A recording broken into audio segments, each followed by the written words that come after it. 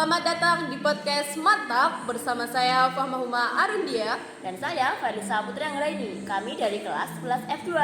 Hari ini kami akan membawakan materi yang super penting di kelas 11, yaitu aturan sinus dan kosinus dalam trigonometri. Oke, jadi kita mulai dari aturan sinus dulu ya. Apa sih yang dimaksud dari aturan sinus itu? Aturan sinus umumnya digunakan untuk mencari sisi atau sudut pada segitiga ketika kita memiliki perbandingan antara sisi dan sudut yang berhadapan. Aturannya berbunyi A per sin A sama dengan B per sin B sama dengan C per sin C. Jadi apa sih Kak aturan kosinus itu? Nah, kalau aturan kosinus itu digunakan ketika sisi-sisinya diketahui atau ketika hanya satu sudut yang diketahui dan sudut tersebut tidak diapit oleh dua sisi lain. Rumusnya yaitu C kuadrat sama dengan A kuadrat ditambah B kuadrat dikurangi 2 dikali A dikali B cos C. Mirip Pitagoras ya, tapi ini ada minus kosinusnya untuk ngatur besar sudut. Nah, sekarang waktunya contoh soal agar kamu jadi lebih paham sama penerapannya. Yuk perhatikan. Contoh soal dari aturan sinus. Sebuah segitiga memiliki sisi A sama dengan 10 cm, sudut A sama dengan 30 derajat, dan sudut B sama dengan 60 derajat. Berapa panjang sisi B? Diketahui A sama dengan 10 cm, sudut A sama dengan 30 derajat, sudut B sama dengan 60 derajat. Ditanya berapa panjang sisi B? Dijawab A per sin A sama dengan B per sin B, yaitu 10 per sin 30 derajat sama dengan B per sin 60 derajat. 10 per setengah sama dengan B per akar 3 per 2. 20 sama dengan B per akar 3 per 2. B sama dengan 20 kali akar 3 per 2. B sama dengan 10 akar 3 cm. Jadi panjang sisi B adalah 10 akar 3 cm. Contoh soal yang kedua. Pertanyaannya, diketahui sebuah segitiga ABC memiliki panjang sisi A dan sisi B berturut-turut adalah 5 cm dan 8 cm. Dengan besar sudut C adalah 60 derajat, berapakah panjang sisi C?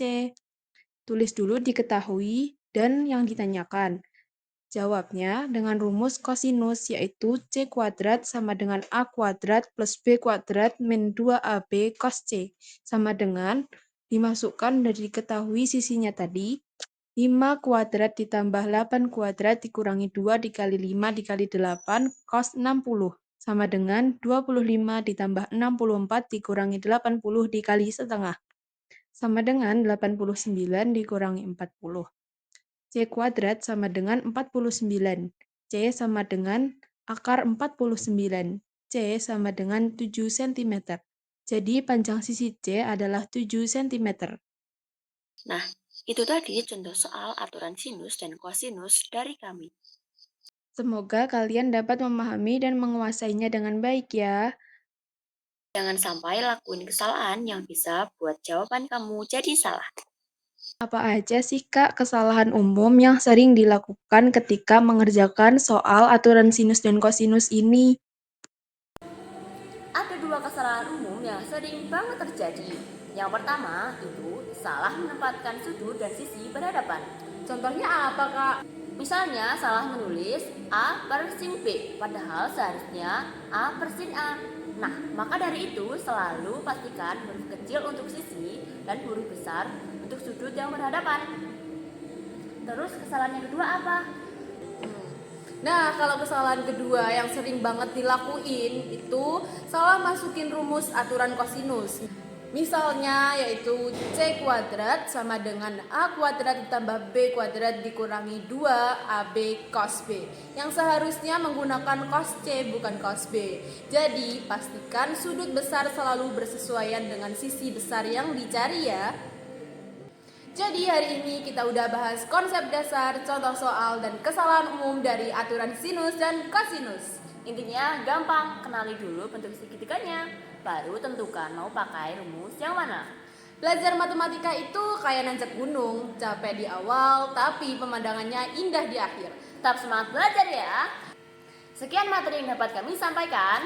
Semoga materi ini dapat bermanfaat dan dapat dipahami dengan baik. Wassalamualaikum warahmatullahi wabarakatuh.